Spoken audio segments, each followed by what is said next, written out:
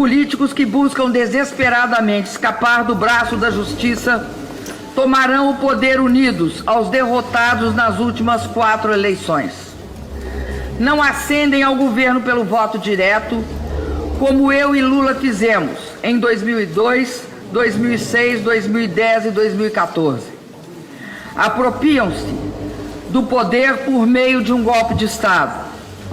É o segundo golpe de Estado que enfrento na vida. O golpe parlamentar, midiático e judicial ocorreu 2 anos depois da reeleição de Dilma Rousseff.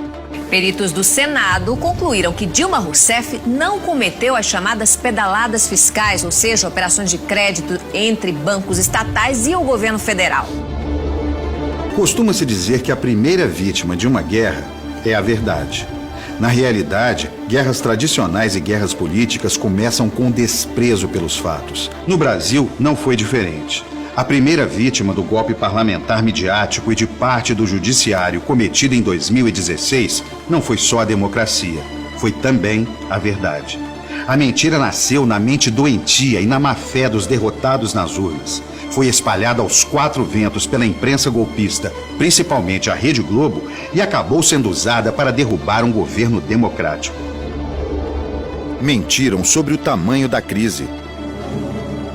Diante do terremoto provocado pela saída do Reino Unido da União Europeia, 1 mês e meio depois de assumir interinamente o governo, os golpistas reconheceram que a situação do Brasil é de solidez e segurança. O Brasil não estava quebrado, nunca esteve quebrado. Os governos do PT deixaram 380 bilhões de dólares em reservas. A mentira sustentou a fraude de um impeachment sem crime. Por causa desta fraude, o Brasil vive hoje a mais grave crise de sua história contemporânea. Desde 2016, quando Dilma Rousseff deixou a presidência, o país está mergulhado num colapso institucional sem precedentes. Dilma e o Brasil foram vítimas de uma conspiração protagonizada pela oposição. E por oposição é preciso entender setores do PMDB e do PSDB, a imprensa golpista e parte do sistema financeiro. Aprovado-se a existência de crime de responsabilidade, o impeachment de Dilma foi apenas o primeiro ato formal do golpe. Depois deste primeiro assalto aos direitos do povo, o Brasil desandou.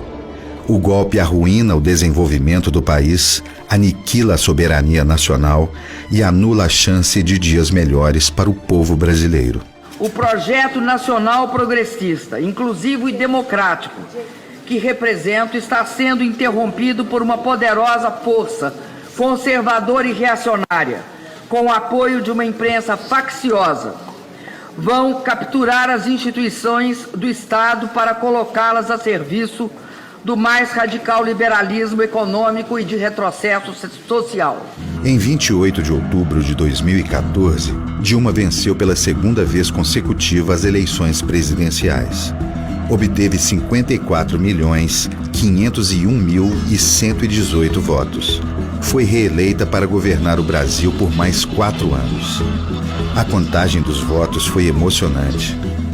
Influenciado por informações extraoficiais de jornalistas, Aécio chegou mesmo a comemorar a vitória, que não veio. Nós também precisamos falar sobre o ambiente envenenado que começou a ser construído no país ainda em 2013. Manifestações inicialmente espontâneas foram confiscadas e manipuladas pela mídia e pela extrema-direita. Ali começava a ser fomentada uma campanha de desestabilização de um governo que até então gozava de amplo apoio popular. Começava assim, em 2013, a história de um confronto político. De um lado, um governo que, apesar da crise internacional, obtinha bons resultados econômicos e sociais, a começar pela redução dos juros e spreads bancários que chegaram ao seu menor patamar. Muitos consideram que o governo Dilma começou a cair devido à redução dos juros e do spread ao menor patamar de todos os tempos. Outros avanços também foram obtidos nesse período, como a menor taxa de desemprego da história. A taxa de desemprego no Brasil em 2014 foi inédita, a mais baixa já vista até hoje. Por isso, Dilma foi reeleita. Do outro lado, armava-se um movimento de opositores com medo da iminência de nova derrota eleitoral, apoiado num discurso de ódio e intolerância. A mídia escolheu um lado, o lado da perseguição, da mentira e do ódio. Mas não é exagero afirmar que o ano de 2016 começou de fato às 20 horas, 27 minutos e 53 segundos do dia 26 de outubro de 2014. Dilma está reeleita, vamos aqui aos números, acabamos de confirmar. Foi um instante em que o Tribunal Superior Eleitoral anunciou a vitória de Dilma Rousseff sobre Aécio Neves. Infelizmente, neste mesmo momento, teve início também a conspiração contra a presidenta eleita. Na Globo News, minutos depois do anúncio do resultado, os jornalistas já discutiam a hipótese de um impeachment. 2 dias antes da eleição, Merval Pereira já escrevia com base em matéria fake da revista Veja. O impeachment da presidente será inevitável caso ela seja reeleita no domingo. O PSDB e seu candidato não se conformavam com o resultado de uma eleição limpa. Primeiro entraram na justiça com pedido de recontagem de votos. O PSDB pediu hoje ao Tribunal Superior Eleitoral uma auditoria especial para fiscalizar o processo eleitoral deste ano.